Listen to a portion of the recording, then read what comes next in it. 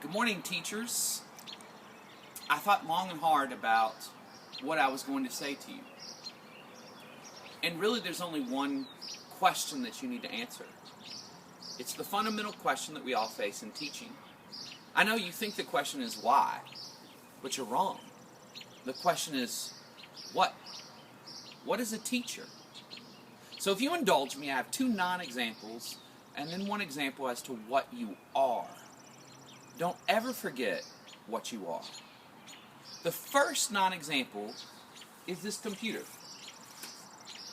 A teacher is not and will never be a computer processor. A computer processor takes data, inputs data, and outputs data. You are not just a data information machine. You will be tempted. Now, I know many of you are new at this career and you're excited and you want to see the kids and build relationships, but this is a temptation.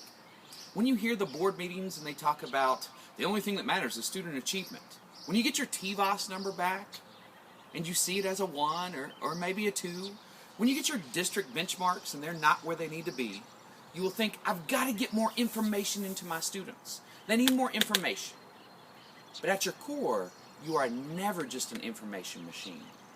You are so much more. That's the first temptation. You are never just a computer. The second temptation is on the very opposite end of the spectrum. Here is the second temptation. Back in the day, I used to enjoy watching movies with Clark Kent. And Clark Kent would see that there would be trouble, and he would change in a phone booth, which we don't have, and he would become Superman. He would put on his cape, and he would swoop in and save someone. You will be tempted to be a savior. This danger is clear to all of us. It's so much more insidious than the danger of the computer. When you think you are a savior, you are in the position of power. You are in the position where the other person needs you and only you to save them. Now, you may say, but Mr. Foster, these kids are struggling with so many things. They don't live with their dad, or their mom is struggling with life, or they've been through so much trauma. You are not their savior. You can never be their savior. You will never be their savior, because when you become a savior, you don't see the worth in that child.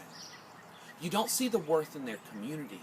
You don't value where they may come from as an immigrant or the culture they may come from. And too many teachers that look like me, white skin, middle income, go into tough, urban, poor neighborhoods and want to save.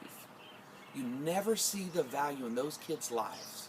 You never see the value in their families when you take on the role as a savior.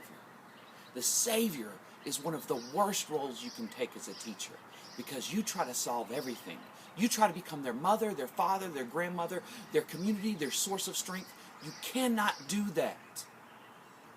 You cannot and should not just be a computer. And you cannot and should not be their savior. With those two non-examples, I actually want to show you what you can be and what you should be.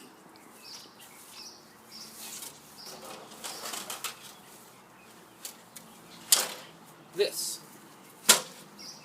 Take a look. This is just an ordinary ladder. The purpose of a ladder is to get higher. The purpose of a ladder is to reach your goal. If we take a look at a ladder, it has two main parts. It has the rungs that are horizontal, and it has the vertical risers going up and down the vertical plane. This vertical riser represents your school community. This vertical riser represents the child's home community. This is who you are, teacher. You're the rung. The goal of a rung is to stay plugged in. Plug in as hard as you can to this vertical riser, your school community. You have other expert teachers in your building.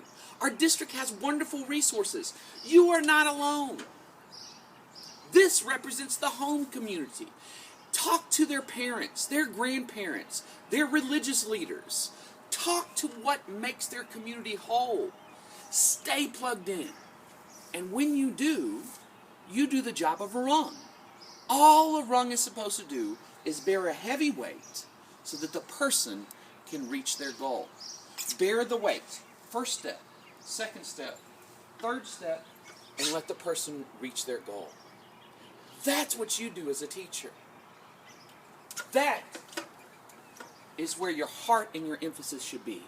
Have one great year, one moment in time with this child where you bear a heavy weight as they put it on and you stay firm because you're tied into this vertical riser of your school and this vertical riser is your home. This ladder is easy to climb. This ladder, almost any student can achieve. This is a great school and a great home life. But not every ladder looks like this. You might have a child whose ladder looks like this. There's a flimsy school background because your school is in the ASD or on the verge of being in the ASD, in the bottom 10% of the state. It might have a flimsy home life because your child has moved from house to house to house, because they've been kicked out, or because they're with some other family member, or because they're in foster care. These risers, not the strongest. As a matter of fact, this one right here, this child's teacher the year before you got him, was chronically absent. That riser's not even there at all. So if you're this riser, holding this rung right here, holding this child up, you've got to dig in all the more to your school community and to the home community. That's the only hope you have. You're not here to save these children, but you're here to be strong, you're here to stand firm, and you're here to hold tight. Hold tight when things are tough.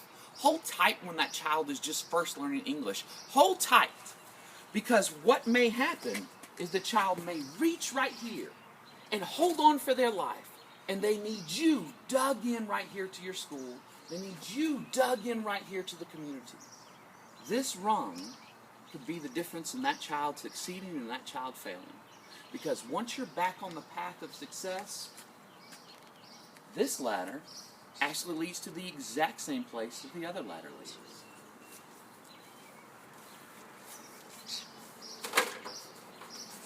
It may not look pretty. It may not be sturdy. But if this child can climb here, they can accomplish just like this child. So I'm going to beg of you, new teacher, be the strongest rung you can be. Be dug in as deep as possible to your school and dug in as deep as possible to the community. Let that child climb on your back. Bear that heavy weight that child brings each and every day and help that child reach their goal. Thank you for your time.